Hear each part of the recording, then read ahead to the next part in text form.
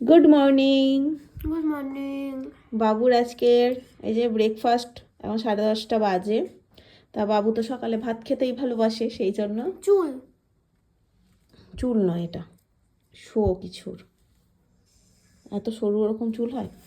তা গরম গরম ভাত, আলু সেদ্ধ, ছোট্ট একটা লঙ্কা দিয়েছি এখানে, আর ঘি দিয়েছি।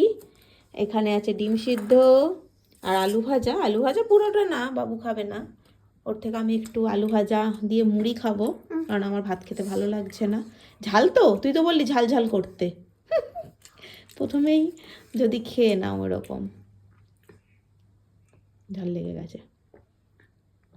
এতটা জল খেও না, তাহলে ভাত খেতে পারবে না। ইয়েস। নাও, কি দিয়ে খাবে খেয়ে নাও।